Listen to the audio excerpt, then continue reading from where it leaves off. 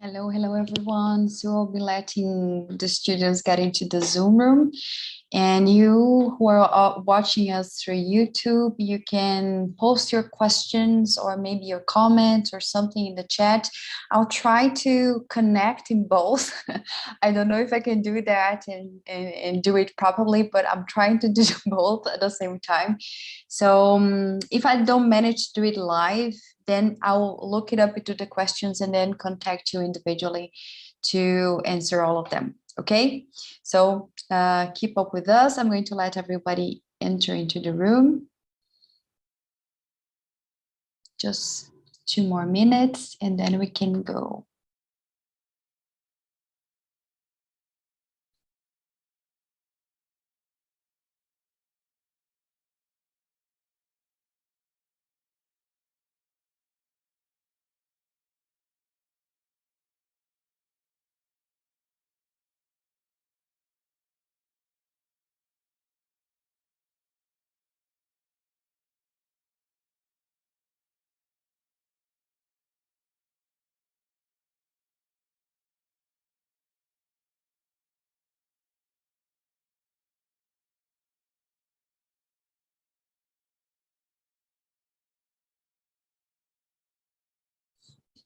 Hey everyone, hey Stephanie, Paula, Lohan, how are you? Good? All right. Good. Thank you. Good, welcome. All right. We are already live on YouTube. I hope this goes well. I've never done this before, so I hope it goes smoothly. We're still going to wait a little bit for other people to come, right? And then we can start the class. Yes. Have you all been able to read the text? Yes. Yes, good. All right. Are you Hemingway fans? Or never read him before? Yes, it was my first time. It was a first time for me. Okay. I haven't read enough to be a fan, but I do like it. Okay. The only book I've read was The Old Man and the Sea, so. Okay. Yeah. It's one of the most famous, right? This and For Whom the Bell Tolls, I think. Yeah. All right. So we can wait a little longer to see if other people come because there's a long list, right? So I'll give it 3 to 5 more minutes. Okay. All right. Some people entering.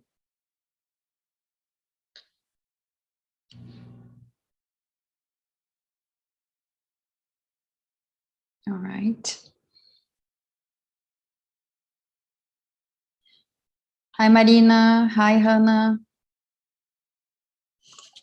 Hello. Good night.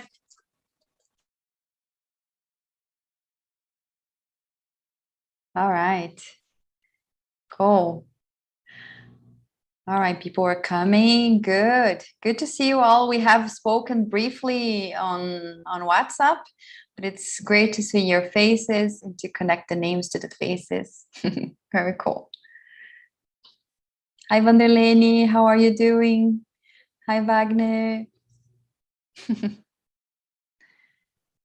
Hello. Hello. All right. Hi, Julia. Hi, Felipe. Hi, Ana. All right. Cool, people. So you are very punctual. Very nice. All right. So Michelle is also connecting. All right. People, so while the others are arriving, I'm going to just give you some heads up about some rules of Zoom, right? I don't know how acquainted you are with Zoom, but it's possible for you to do some reactions and some other things like raising your hand and such. So as this is going to be like a big group, in order for us to be organized, whenever you want to speak, just like use the reactions button and then raise your hands. Yes. And then we can speak. Yes.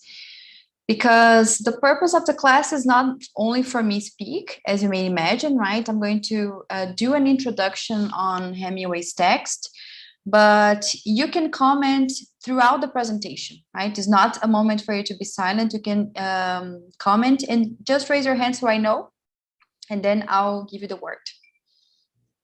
Okay? All right, cool. All right, and also if you feel comfortable speaking better through chat, no problem for me. I can read and also answer to your comments as well. Yes. So I'll keep my eyes on the chat button as well. Okay. All right then. All right, cool. So let's start our class. I think there's still people to come, but we can start. So we are not behind our schedule. And let me just share my screen. Cool. Can you all see my screen? Yes? Cool, y'all. So welcome again to a Book a Month open class. This is the first event that we do of that kind, right? So I hope you enjoy it, and I'm surely going to enjoy it to be here with you. Well, if we haven't met yet, I am Anna. I am the person who is behind the Instagram profile. And also I am the founder and teacher of the Book a Month. If you have been accompanying the profile for quite some time, you know that we have started in 2020. During the beginning of the pandemics, right? And since then we have been doing some reading together. Yes. Just a little bit about myself. I'm doing this year a postdoc. I am a postdoc junior fellow at a Brazilian program called Mesila. It's based in São Paulo. So this is why I moved to São Paulo. And it's actually financed by the University of Cologne in Germany, but it has some close ties with USP, right? I do have a PhD in comparative literature, which is my main field of research nowadays from the Federal University of Paraná. And also I have done like one of these crazy multi-institutional master's degree by Erasmus Mundus, which led me to study in different kinds of universities, right? My home university was Sheffield University in the UK. And then I studied 6 months in some of the other universities of the consortium, Santiago de Compostela and also Nova de Lisboa, right? Also, a part of a Book a Month is Audio. Audio is a teacher, yes, and he's also a PhD in comparative literature.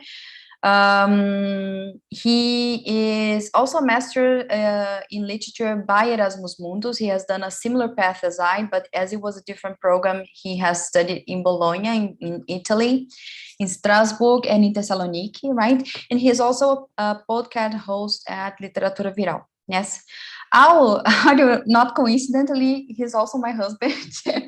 If you haven't if you haven't followed the gossip on a Book a Month, we have been working together since the beginning of this year. Yes, but he is and has been a part of a Book a Month since the beginning, right?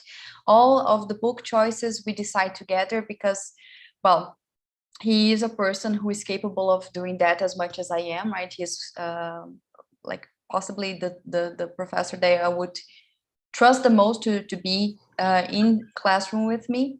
So so probably if you would join a Book a Month, if you already are our student, then you're gonna have classes with. Sorry, I think there is someone who is not on mute. Let me just see. Okay, all right, cool. All right, sorry about that. Okay, so Audio is teaching the majority of the courses this year, yes, because I'm doing the postdoc, but I'm still teaching short stories, yes, which is the model that we follow, for example, the sample class, this open class of a Book a Month, yes. So what is a book a month for you who don't know anything about it, but you ever wondered what it is? Yes, a book a month is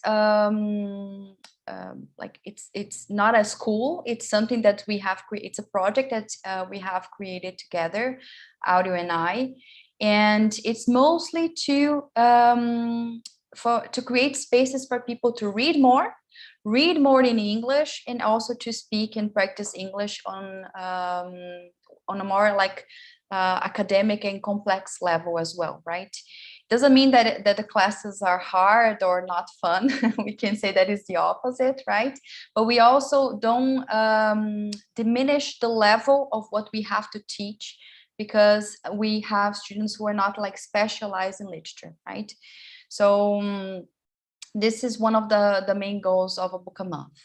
And we have two models of class novels that we have a model that we have classes every 2 months, and we read one book, one novel, one romance every month. And each meeting lasts about 2 hours and 30 minutes. Yes.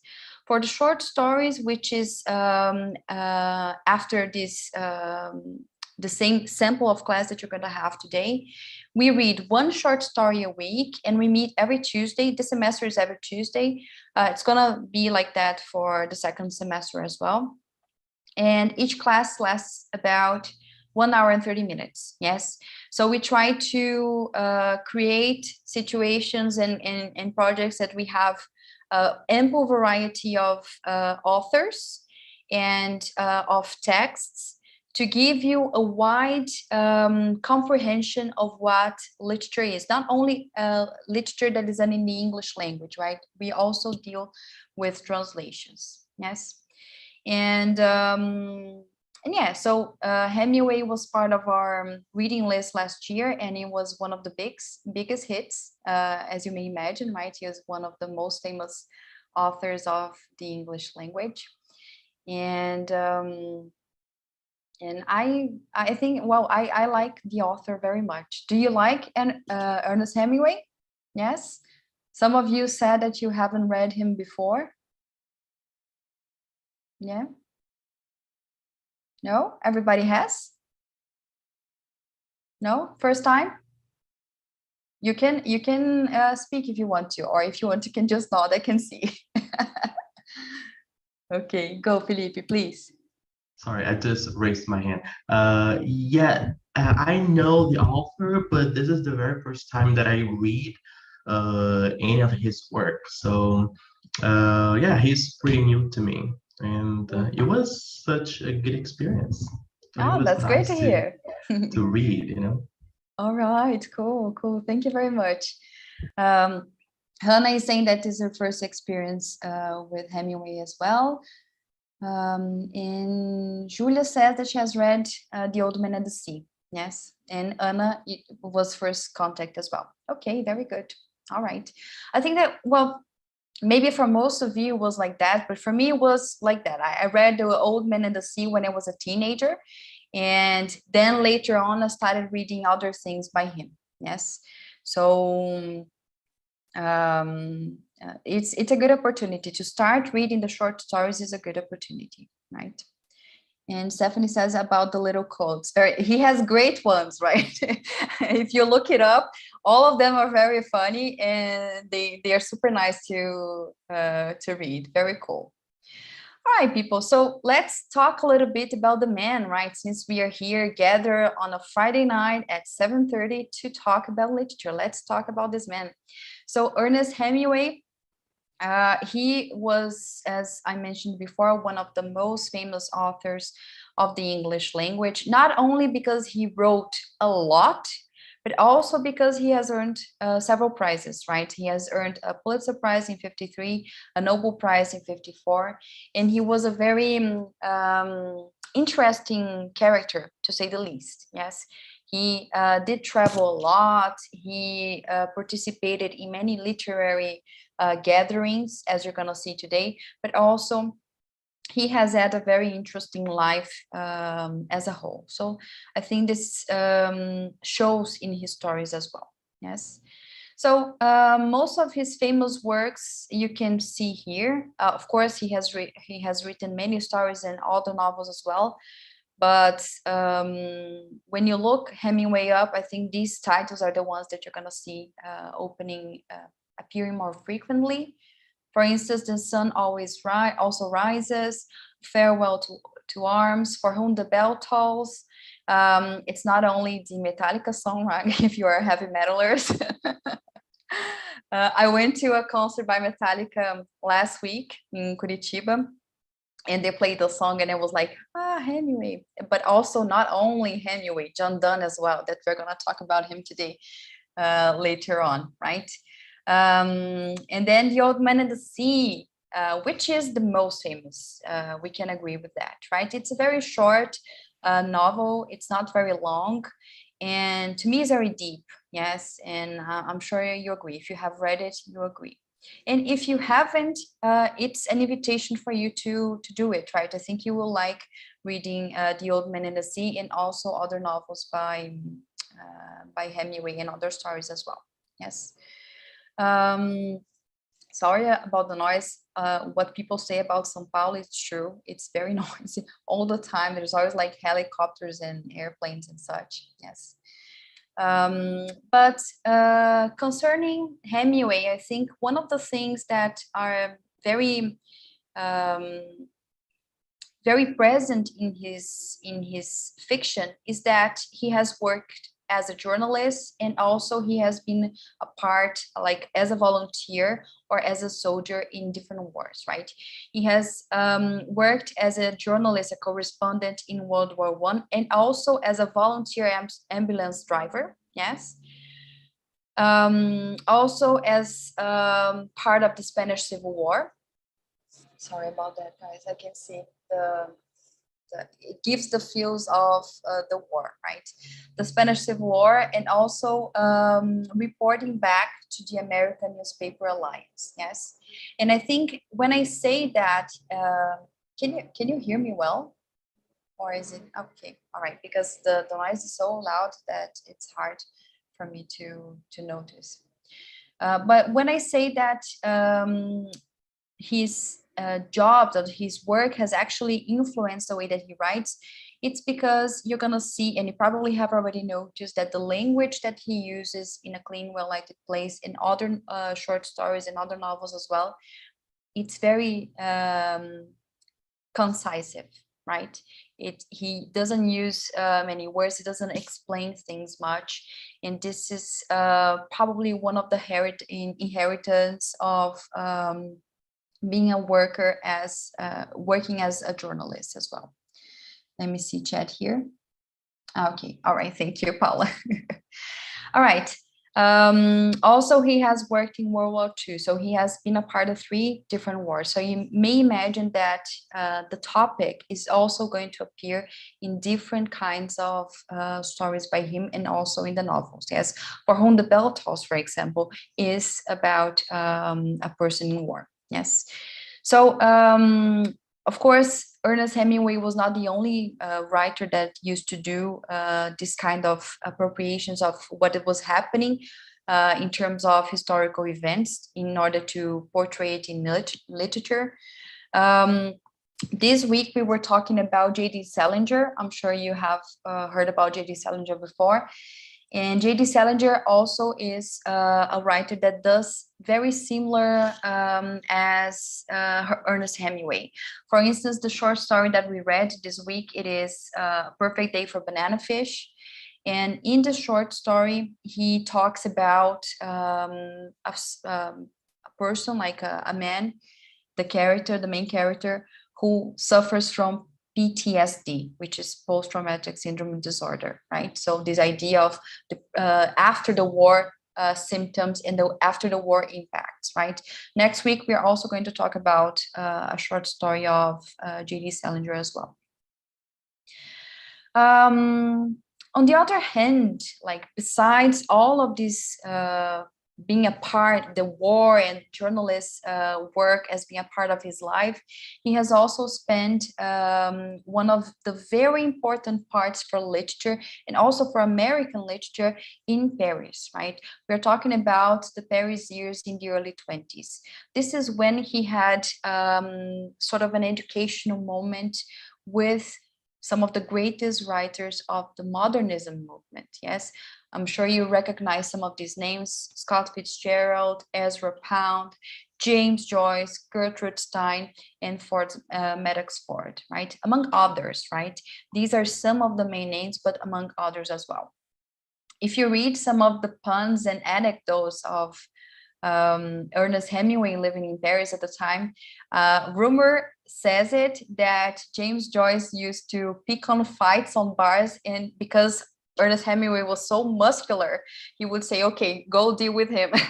And he would have to be the one defending James Joyce in his bar fights that he was to do when he was living in Paris, right? So it's something that for sure you're going to see that is also a part of an educational moment for him as a writer, mostly because his writing style changed very much after this moment living in Paris and his friendship with these great writers. Yes.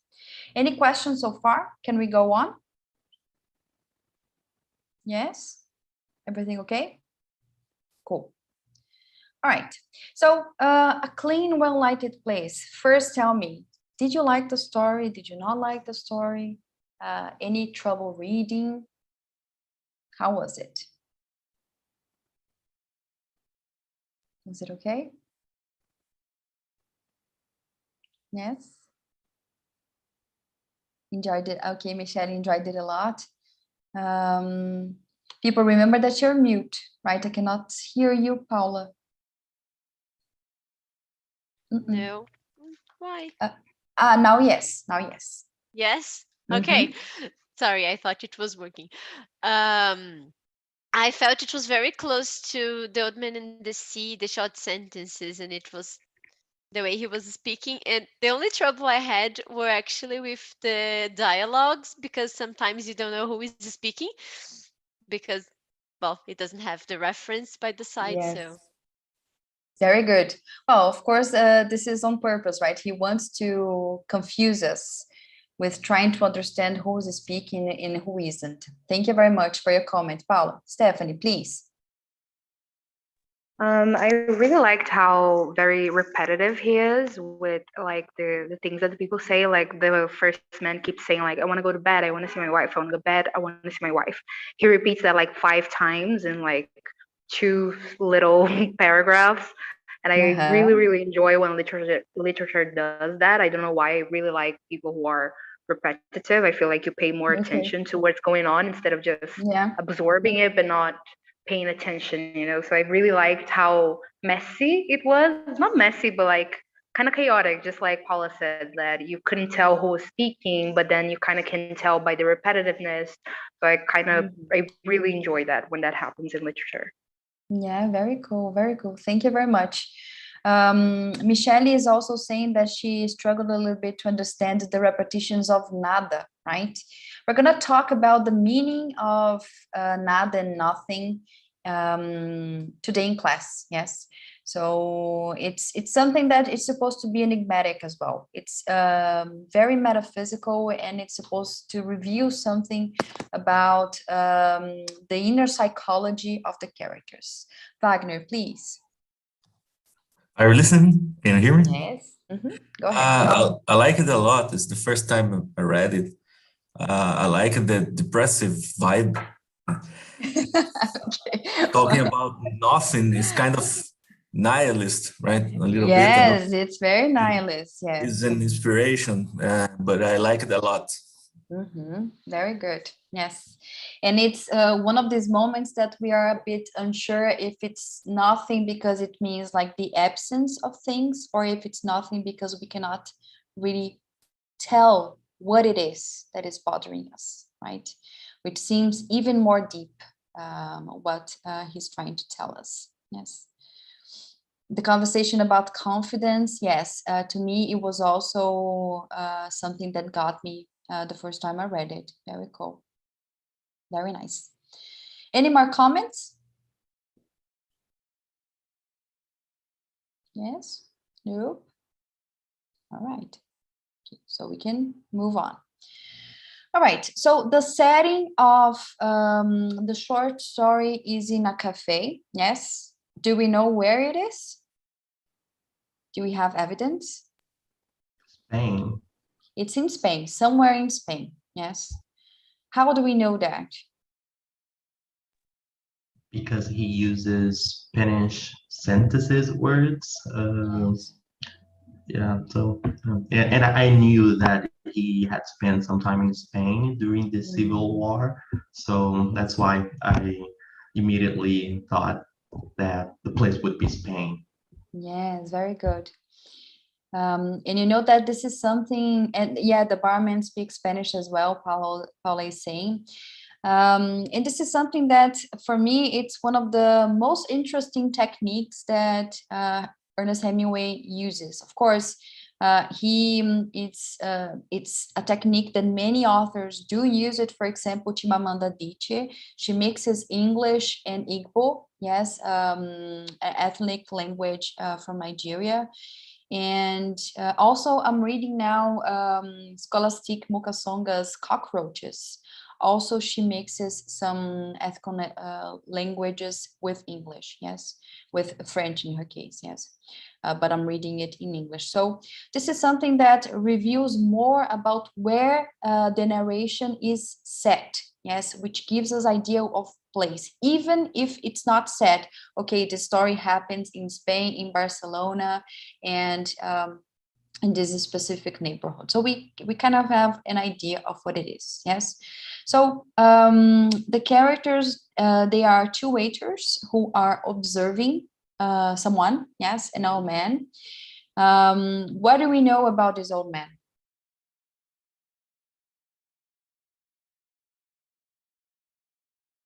That he's like kind of a drunk and that he tried to kill himself a week before, but he's very rich, but very, very sad. I feel like that's what he was trying to say. Yes. Any more info? He's deaf. Thais, Yes, very good. Sorry, who was speaking? Thais, he's Hi, kind Thais. of How? lonely too. Yes, he's very lonely. Like, he prefers to drink by himself, which sometimes I think it can also be meditative as well. I don't know if you ever had this. I am not much of a drinker, but I imagining like what is the situation of the short story. To me, it seems that the man is rethinking stuff, like thinking about life. Yes, and going, it's like, I don't know if you ever heard of this, but when you wake up and you are drinking some coffee and then your spirit leaves the body and then comes back again, is you just like have this moment of absence. You just are meditating and thinking about how it's your day, how your day is going to be, yes, and how things are going to be with you, yes. And I think that in this case it would be the same, yes. It would be that this man is thinking about stuff. And is there something puzzling, something peculiar about the fact that he's deaf and he can interact with the men, with the waiters?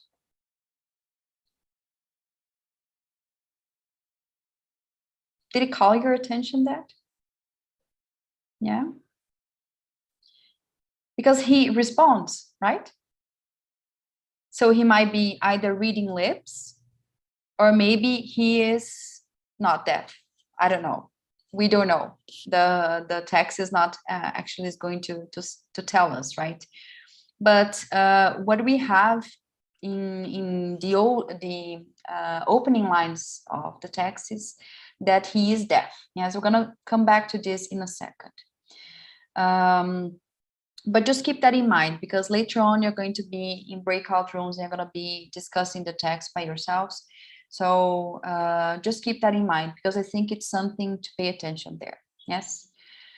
Some of the important themes. This is my reading, and you're more than welcome to contribute with your reading as well, right? So one of the most important themes in my reading, it would be like the idea of old age, yes, the idea of loneliness, the importance of the environment, because the cafe, the clean, well-lighted place is something that makes a difference in that man's life, yes, and also the purpose in life, yeah.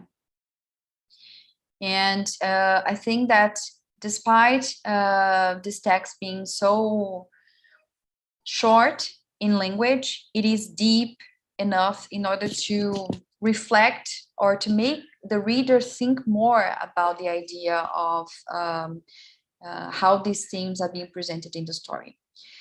Do you have any other things in mind?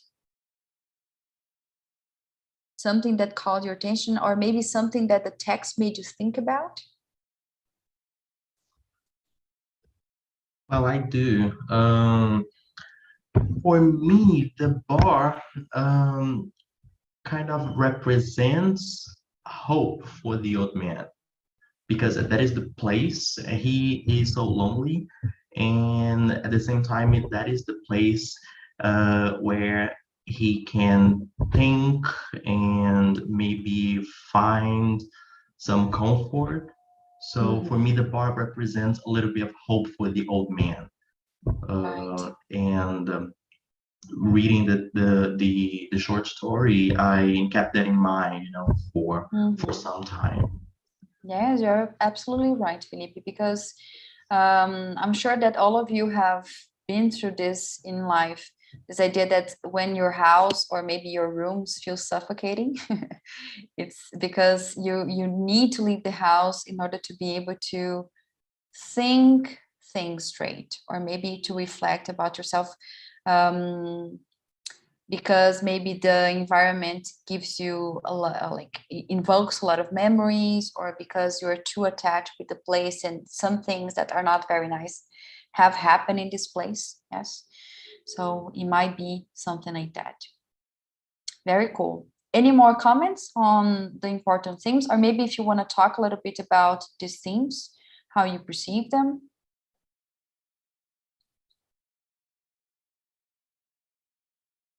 No? Old age, for instance, is old age represented as something nice, something good to achieve, what we hope to? Yes, Paula. Oh, I guess it's something lonely, very Yes. lonely. And I get the feeling that it was meant as a lack of things when the old waiter talks to him, like, you have everything and I have nothing. Oh, I only have work. So I lost everything, and in a few moments I will lose, and I will be the drunk guy that has nowhere else to go. So I think it Yes, goes like that. very good. And even like if the person, it doesn't mean that his life was not full, like it could have been full, right? But at that moment, he's feeling lonely. At the moment, he's struggling with loneliness. Yes, very good. Any more comments? I think that Felipe was also going to comment on something. I'm not sure.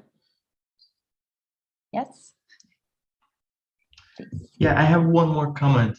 Purpose in life. So when I was reading the short story, and I found this interesting because when the two waiters are talking, that the man that had tried to kill himself, then one waiter asks the other the reason why, and then the other replies, for nothing. Apparently, he had no reason because he had a lot of money, right? Yes. And I found this interesting because it made me think about the purpose of life, in the sense of life is all about money. But for some people, it is all about money, right? But what is the meaning of having a lot of money and not being able to enjoy life, because that apparently is the case of that man. So that made me think about that, so how we connect, a purpose with money and success with, having money and Very good. yeah. Yeah. Yes, for sure. Like it's not something that we're going to discuss that. It's part of the class as well, like this opposition of when we cannot really put a finger on what is bothering us, and then the opposite of that, which is like the material life. Yes. Which is central. It's central for the discussion. Yes, very good. Thank you very much, Felipe. I think that Marina wanted to say something, please. Yes. Can you hear me? Well, Yes. I apologize for my English. I haven't speak in English for a long time. You have great English. Go on. Thank you. I felt a little bit, I don't know if the word is correct, but I felt a little bit of hopelessness in the text. Like he's tired of everything and he don't know what to do with the rest of the life he has in his hands. And I felt the when he's angry that he's not there yet. When the waiters go to his table and the old man asks for more, for one more drink. Yes. And the guy said, the waiter say no, and the old man doesn't even reply. He just look. There's one scene like that, I guess. I don't remember quite well. Yes. And it's like he's tired of everything. I felt this heavy feeling. Like the feeling of burden, of carrying a burden. Yes. Yes. Very good. Yes, I think you're right. It does have this idea of, because, well, the man is 8 years old, like he's suffering. Yes. And he has already had a suicide attempt, right? So things are not looking good for him. Yes, this is what we know of. Yes. It could be, it could have like many more layers of suffering. Like despite all of the things that we already know, could be much more, right? So yeah, I think that the idea of hopelessness it defines it really well. Yes, thank you very much, Nina. Lohan, please. So for me, there is a poem from Shakespeare's, like the 7 stages of a man's life. And for me, that goes very well along with this story. Like we have a noteman that we don't have a lot of information about him. If you go in the text, basically we know that he's drinking and that he tried to kill himself and that apparently he has money, but everything else it's perception. It's a perception of the waiters on how it goes, and the perception of the younger one that expects that money is going to solve all the problems, and the perception of the other one that isn't young anymore. And so for me, it's like, it's perceptions of stages of life. Like the old man is in a place of, he has like peace and he can drink, and the other two have different perceptions on how it goes. So for me, it reminded me another poem, and I kind of connected with the second waiter, the one that is like, I'm not young anymore. You know, it's like, it's a more stage of my life. So I feel that every person that reads the text, the story is going to go in a different direction here. For me, it was the guy that is is a middle age, he's a little bit lost and he's trying to connect with something. Maybe I actually sent it, that story for a friend of mine, and he's younger than me, and he's like, yes, it's like he connected with the auto waiter. So we kind of had a discussion about it, and it went quite well, but it was fun because it was, for me, that was the idea. Of course, we have more old age, loneless, but for me, it was like how, like where I fit in this story, and everyone looks like they will go in a different direction. Yeah, very good. And that's it. Like Hemingway is catering for all kinds of public, right? He does have a young person, a middle-aged person, then a elderly person in the same story, yes, in the same room, and all of them are discussing the same ideas from their own perspectives, as you well put, Lohan, and they are going to have like different takes on that. Yes, this is for sure a very good reading of the text. Yes, very good, people. So this is the opening lines of the text. Maybe let me see. I don't know. I will call you, but you are, of course, more than welcome to say no. Okay. But Wagner, could you read the paragraph for me, please? Yes, it was late and everyone had left the cafe, except an old man who sat in the shadow the leaves of the tree made against the electric light. In the daytime, the street was dusty, but at night the dew settled the dust and the old man liked to sit late because he was deaf. And now at night it was quiet and he felt the difference. The two waiters inside the cafe knew that the old man was a little drunk, and while he was a good client, they knew that if he became too drunk, he would leave without paying. So they kept watch on him. Thank you very much, Wagner. So people, I think one of the main aspects for us to pay attention here is mostly like the use of different verbs for different purposes. For instance, like he was deaf, but he liked the quiet and he felt the difference, right? This is a very good use of verbs here, mostly because the idea of feeling the sound is like feeling the vibration, feeling the crowds or something like that. It's not because he cannot listen that he wouldn't be bothered by the crowd, right? So he would prefer being alone or with less people. And this is possibly the best time in the day that he would find to go out and to do his business. Yes. So they kept watching him because based on their previous experience, probably a lot of people could have done that. The idea of like being too drunk to be able to pay, and then they just like leave or do something else, and then they leave the place without paying. Yes. I put here a little glossary just in case you don't know some of the words. Yes.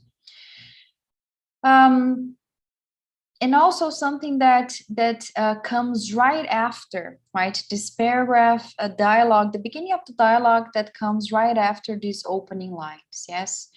I don't know, maybe Thais, do you mind reading this one? Yes, please. Last week, he tried to commit suicide, one waiter said. Why? He was in despair. What about? Nothing. How do you know it was nothing? He has I don't know if it's plenty or plenty of money. You Plenty. choose. You choose. Both are correct, right? Very good. Thank you very much, Thais. No problem. So yeah, so this is goes well with Felipe's comment, right? The idea of nothing, the idea of something, the discussion between what is material, what is immaterial, and what is the meaning of having money, or how can that influence your happiness or not. This is a discussion that, although it seems simple, it's actually quite deep, right? Because this is one of the most important discussions about what is best, like materialism or the spiritual life or the psychological, emotional life of someone. Yes. And of course, like the discussion has a lot of nuances, mostly because when you are, when you have like money difficulties, then life is hard.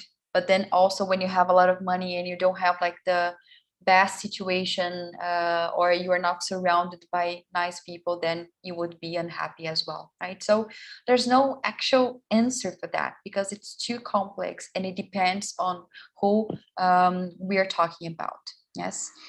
And the idea of nothing, when we think of the word, it's, as it says, like it's there's no mystery. Like English is nice because of that. It's simple. Like the etymology of the word is very simple. It means like no thing, or not anything, or not something. Yes. But is it the source of everything that we're discussing? Yes. Because we can also present another reading besides like the idea that Wagner had proposed in the beginning, the idea of nihilism. Yes, that life is useless, life doesn't matter, everything is useless, and nothing matters. Yes, and but also we can propose another reading as well. Yes, and I'm not saying that one is best than the other, because this is such a complex short story that many readings are possible. Yes, and we can say that we're talking about nothing as intangible yearnings, or the longings, or the desires, right? Something that we cannot really put a hand on. Yes, but we feel like we are dissatisfied with something. Sometimes it's like this for us, right? Probably you have gone through this in your lives as well. Sometimes nothing seems to quite be working, and you feel frustrated. You feel that you could have things could be better. Yes, but you cannot really like put a finger on what exactly is it bothering me. And then sometimes you need help, extra help, talking to friends, talking to a therapist, or maybe, I don't know, writing. It could be a way of trying to figure out some of these problems. And on the other side, we do have money as the material yearnings, or representing something that is much more connected to the idea of the material life. Yes. Hi, Bia. Long time no see. Let me see your face. Where are you? Oh my God, I lost you. Hi, Bia. How are you doing? Hello, Anna. Nice to Hi. meet you again. Long time no see, right? Good to see you, Bia. Yes. Sorry I'm late. No worries, no worries. Welcome. All right. So, so people, what do you, if we were possibly going to talk about these immaterial yearnings, and then we have the definition of yearnings here, what would it be that is bothering this man? What could it be? Can we know from the text? Or is it too open for us to really understand what is going on?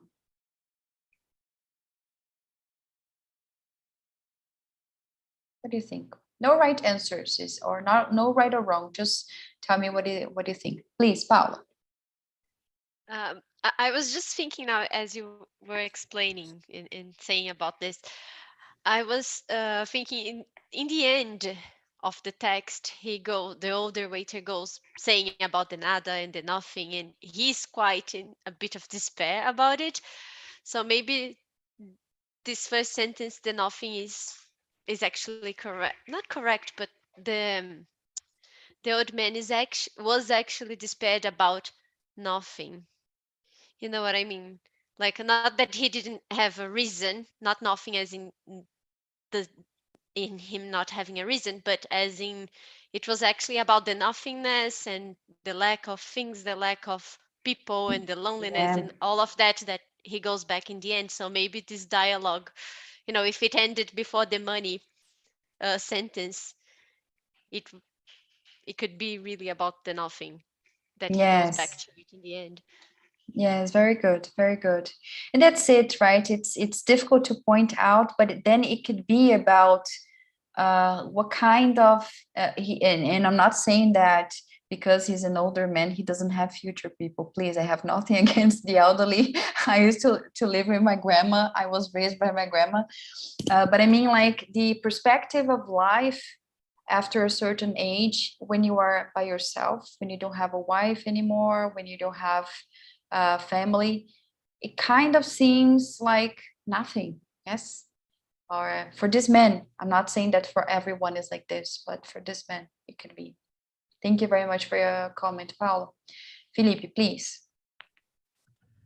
Yeah, I think I agree with you, Anna, because when I read, um, while I was reading the short story, that made me think a lot about ageism and how when as you get older, you become nothing or you lose your values to society. So you have nothing more to offer, you know, as if you had nothing more to offer because of your age, right? So. Yes. So that makes me think a lot about that, how Yeah, brilliant.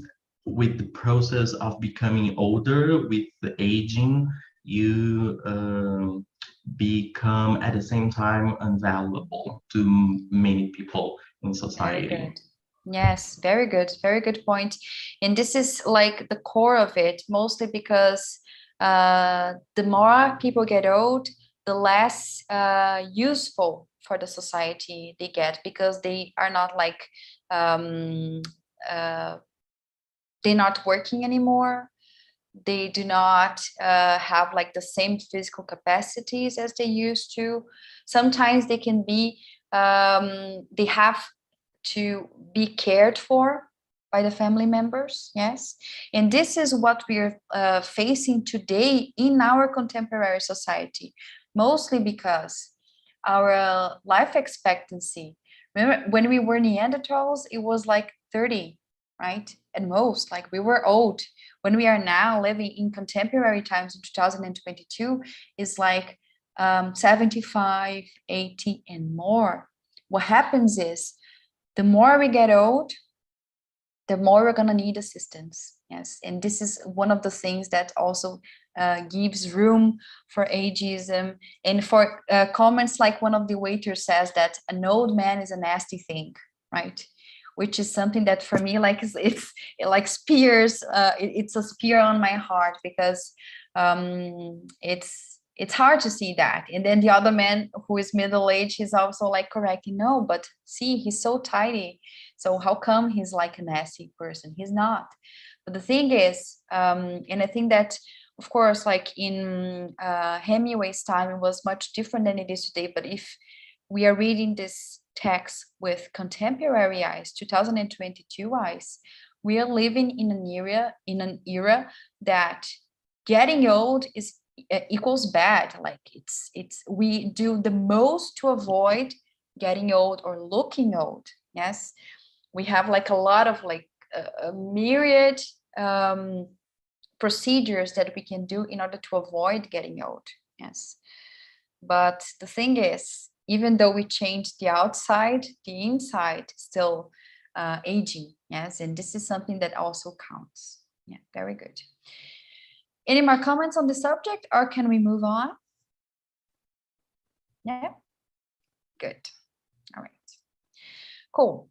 And this with this opening lines, then we get to a different kind of thinking. Yes, which would be the idea of the fear. Yes, which it's something that it's very enlightening in this short story as well. Gia, do you mind reading this one for us, please? I don't know if you can see it well. Sure, just a second. Okay. Why did he fear? What did he fear? It was not fear or dread. It was a nothing that he knew what too well. It was all a nothing, and a man was nothing too. It was only that, and light was all it needed, in a certain cleanness and order. Thank you very much, Bia. And the more we progress with the short story, the more nihilistic seems to be, right, Wagner? Because it is like this idea of something that becomes even uncertain, nothing, and the man is a nothing, and life is nothing. Yeah. Yeah, totally, totally. And on the other hand, what I also think that it might be something that we can observe in Ernest Hemingway's prose is more of the idea that even if we are nothing among the whole, it means that we're still part of the whole, right? It seems that we might feel that our individual's life might not value among the whole, but even so it does. Yes, it does have some kind of affection into that.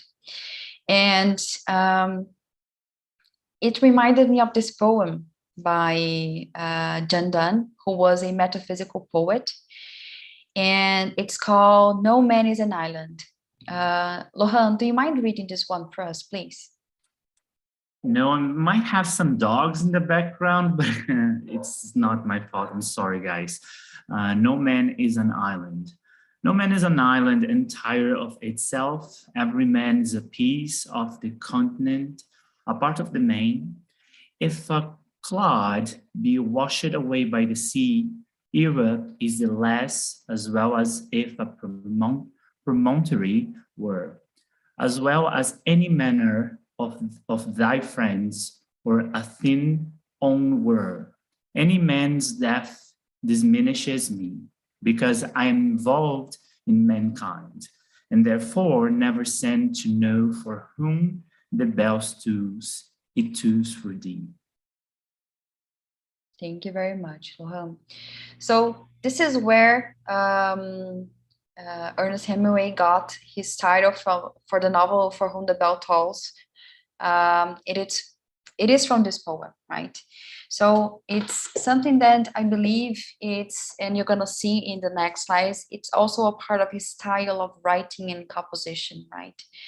The idea that although we feel, it seems to me that being a part of something, it seems to be like a choice, right? We either choose or we think of being as part of the main whole, and then we are going to be affected when a part of this whole is missing, right? And I think that in this sense, when we're talking about this topic in consideration with a clean, well-lighted place, we can think that this voice reminding us of that, it might be from the middle-aged waiter saying that, but you will be like that as well, right? How come you cannot look compassionately and empathetically to this old man when you're still so young, right? And this is a clear and very important problem when you're talking about different generations. Is a generational problem when youth and the elderly cannot really dialogue, mostly because they come from two extremes of life. Yeah, so their perspectives, as Lohan was saying in the beginning of the class, they seem to be very far apart.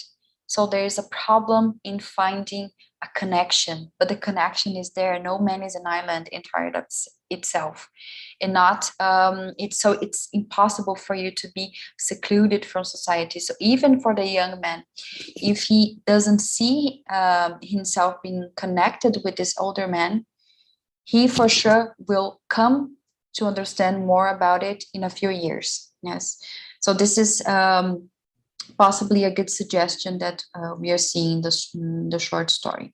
Yes, and after being published in Scribner's magazine, this short story, A Clean, Well-Lighted Place, was published as part of this volume of short stories, Winner Take Nothing. Yes, and this is something that I found in a critical text about Hemingway. Felipe, do you mind reading from Hemingway to Winds, and then maybe Stephanie from the title to Game? Thank you. Hemingway is a writer obsessed by ethical conduct. The bulk of his writing is concerned with questions of good versus bad actions. In this fiction, it's not about winning or losing, it's about how you play the game. This is true, perhaps, because in Hemingway's fictional universe, one rarely wins. The title of the collection, from which a clean, well lighted place comes, suggests this complicated sense. It is called Winner Takes Nothing. If one has won nothing, then all one has done is play the game. Yeah, thank you very much, both of you. So this is, well, I mean, like the idea of being concerned with questions of good and bad. It's not something that is not discussed in literature, right? It's something that is like the core of literature. Many literary texts discuss about that, but not in a many case ways that this is good, this is bad. And Hemingway is doing the same. Like there is a fluidity between what is good and what is bad. And I think that the idea of including his text in a collection called Winner Take Nothing, it tells much about the outcome of the short story. Yes, because when this event is over, the older man goes home and we don't know anything about him. Like he might have killed himself or not. Yes, it could be that that night could have saved him and spared him from a second attempt. The younger man went home and slept well by his wife, and the middle-aged man, he was very absorbed about the whole discussion of the evening, and it changed his life. Yes, but still, like there is no one who is really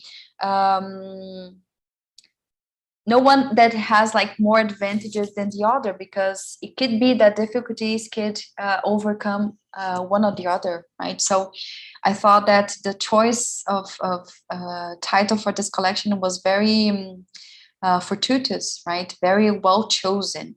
And of course, it wasn't chosen by choice, right? It was chosen by the man himself.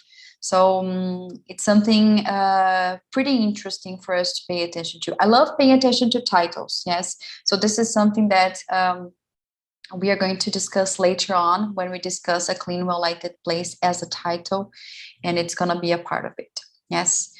So just I'm going to go through this very quickly because we don't have much time, and I also wanted to discuss things on your own. I think also the idea of nothing goes really well with Hemingway's style of writing, mostly because when you're thinking about this idea of the iceberg theory, something that he himself coined, is that language can be as simple as it can get, right? But then when we are going underneath, like look at how many interesting and deep things we have talked and addressed today, right? It's like it could be like a therapy session, right? We could be talking about one of our lives, we could be talking about somebody else close to us, but still we're talking about short stories about people who are fictional and people that we have never met, and still they make us think about ourselves. We relate to the story.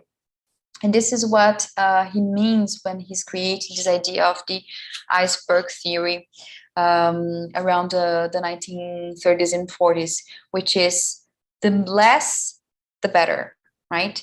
And he talks about that in Death in the Afternoon when he says, if a writer of prose knows enough of what he is writing about, he may omit things that he knows, and the reader, if the writer is writing truly enough, we have a feeling of those things as strongly as though the writer had stated them. The dignity of movement of an iceberg is due to only 1/8 of it being above water. A writer who omits things because he does not know them only makes hollow places in his writing. And of course, he would categorize and he would put himself in the first category, right? And he's true, and he's correct in his appreciation, right? Because what's underneath of the surface of the text, this is where the good stuff lies, yes? And this is usually a tool for us readers to better understand text, to better understand literature, to go beyond the surface of the text, beyond the beauty of the words, and try to understand what actually they are inferring and what path they are leading us to. Yes. Okay, people. So let's go to this discussion in small groups. I will divide you into, let me say, 3 groups. Yes, and before I divide you into these 3 groups, I will send you a PDF that for people on YouTube, I will leave it as part of my of a book a month's bio. And this PDF contains some discussion questions for you to be able to guide yourself. Yes, so I'm sending you the PDF through chat. Yes, just confirm if you have been able to download. Yes, but even so, I'm going to grant you possibility of sharing your screen. So when you share your screen, you will be able to, all of you will be able to see the nature of the questions. I will create the rooms. The live doesn't go to YouTube for these rooms. It's only my place, so you have your own privacy there. I hope, because this is what I read about. Since I told you this is my first time doing this on Zoom, I hope it works properly like that, right? So I will create the rooms. It's going to be like 4 to 5 participants. Then you have the time to discuss it more thoroughly. You have to join the rooms, and I will be joining each of them to see you. Okay, good. All right.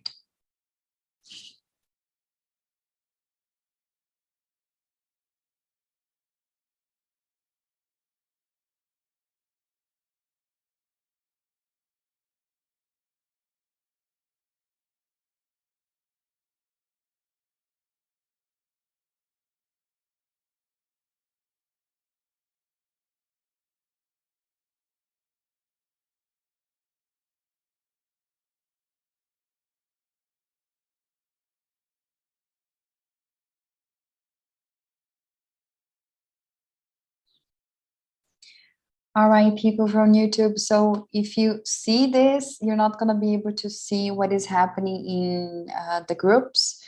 But after some 10 to 15 minutes, we're going to come back to the main session and we're going to finalize the meeting, okay? So this would be like more or less the same as we do have in an book a month class.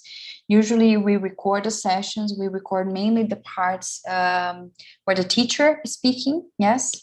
And the breakout rooms, they're not like recorded, right? To your privacy and for you to feel more comfortable in speaking, yeah? And usually in class, when I have the chance, I will switch from room to room to be able to interact with you and to see how you're doing and to also listen to your discussion, okay? So I'm gonna give them, the students that are here in Zoom with us, some 10 to 15 minutes, and then I'm going to call them back to the main session, okay?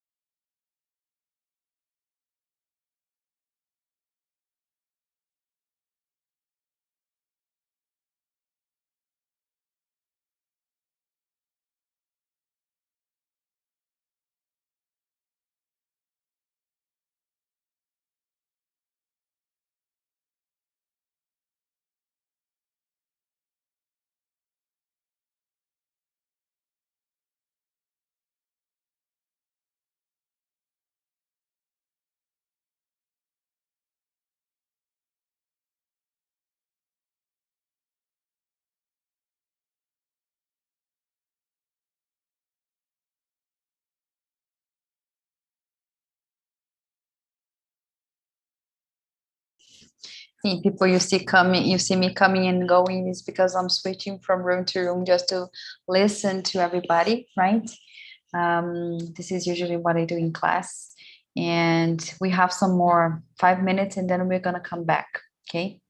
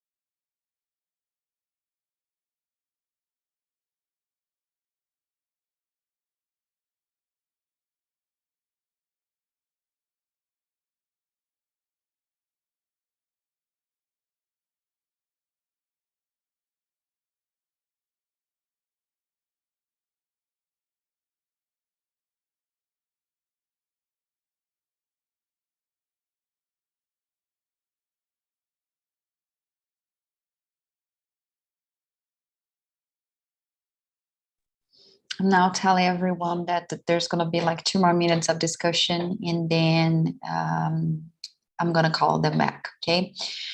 So people, as I told you in the beginning of this session, this open class is modeled after short stories, right? Which is the weekly class that we meet for 1 hour and a half on Tuesdays, and we discuss one short story a month, one short story a week, sorry. But there's also the other model, of course, which is novels. And then in this way, then we have like more, we have longer classes, right? Which take 2 hours and a half. In this occasion, then we do have a break during the middle of the session, yes. And then it's also like more or less divided in the same way. We do have an introduction to the main topic of, or the author that we're discussing at the moment. And then we do have some discussion in the main group, but also eventually when we have the opportunity, we also do this breakout room session, okay?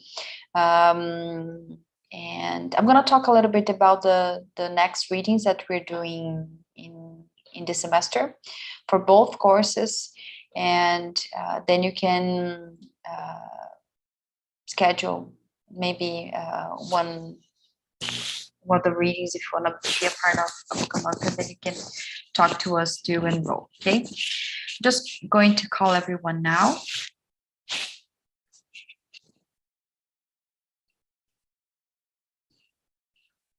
So they have 1 minute to come back.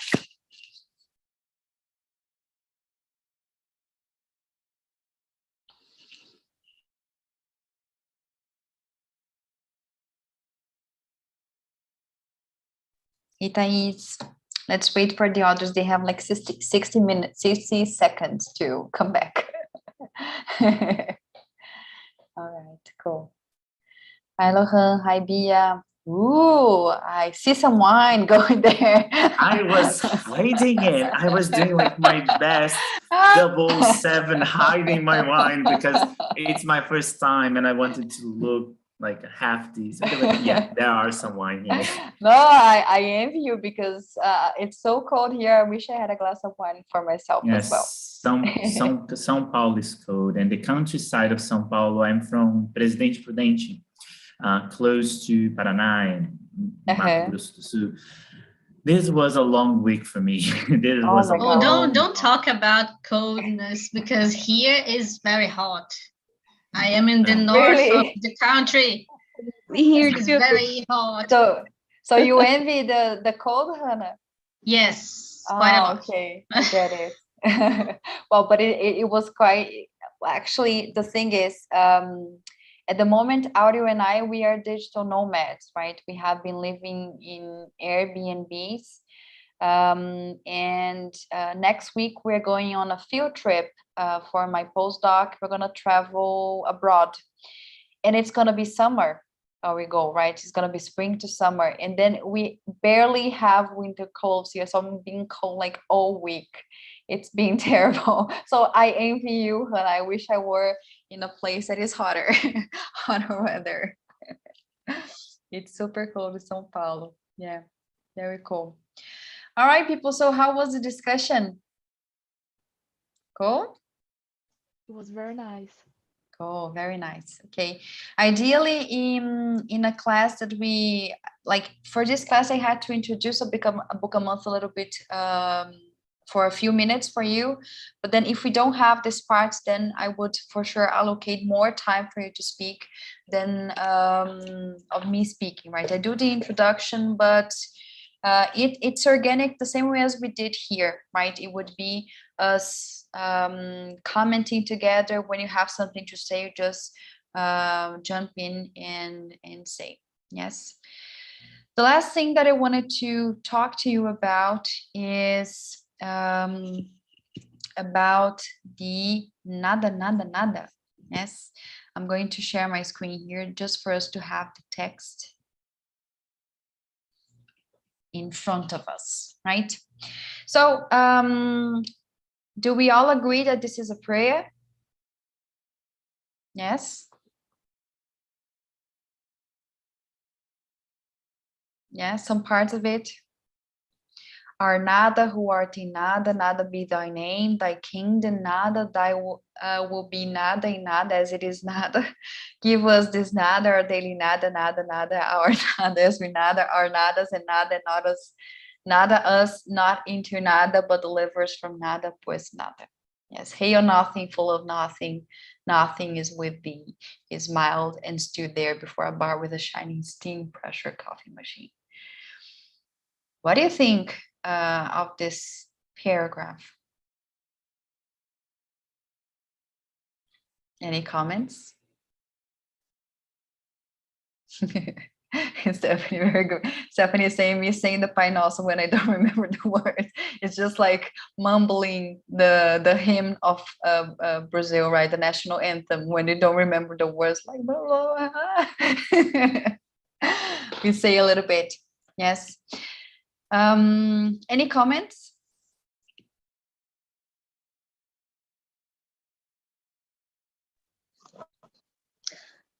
I don't know. I just want to listen to you guys because I don't have nothing to say about this. I don't think I get it enough. I think Lohan meant to say something, I don't know. Religion to nothing, very good. Yeah. For me, this goes along with the feeling that the middle-aged waiter had of this. It's gloominess, he gives this idea he's in a place where like nada is something. And I don't know if it makes any sense at all, but it reminded me people who strive, for empty their mind, like nada is what we are achieving here. And he gives this idea as his only thing is going to work. It's his expectation is the place where we have this story developing. So the ending for me was kind of a retribution for this idea, like I'm here, nothing is what I want. And this one reminds me, so this is going to sound funny, but there are some cartoons, like Japanese cartoons, that will have this Buddhism behind it. And there's a character that, he has the same vibe, like the important in life, it's achieved, like emptiness of mind, of body, and it gives me that feeling. So the ending is just a repetition of what I have seen before in the story. And it kind of gives me this completion of I don't know, hopeless. And for me, it's hopeless. And I have this feeling. So personally, I have this feeling. I'm an engineer physicist. Every time that I talk about universe as a science, I have the feeling that I don't know how to describe that comes from here. I do believe in something, but at the same time, everything that I believe looks like nothing. So it's hard. Sorry, guys. Very philosophical. I did my best. Very good. Yeah, no, but sorry. It was great. It was a great comment, Loham.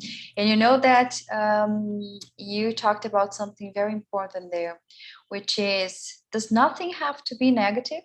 Like when we are trying to meditate, we try to achieve and to think of nothing. Actually nothing is the objective, right? So when we're trying to go towards our inner selves, and we try to empty our minds, strip our minds from everything, then nothing is the good thing. Nothing is the positive side, right? So doesn't have to be all negative, yes.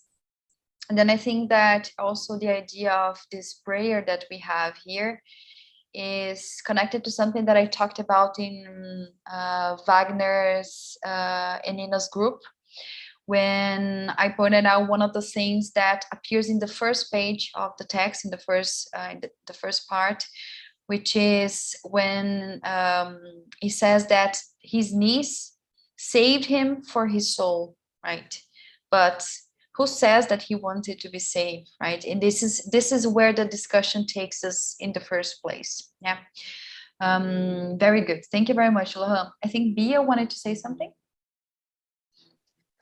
No, you guys can go on. Really? Don't you want to make a comment? No? Really, you guys are going to a beautiful place. And I was going to say something that it's not understand. But I really liked it. I really liked this point of view. So Okay, very good. But whenever you feel like making a comment, be my guest, okay? All right. So yeah, so it is philosophical, mostly because we're talking about the meaning of life, right? This is where the discussion is leading us. Yes. What shall we do when we wake up in the morning? And how do we reflect upon the things that we have achieved or not achieved during a day, right?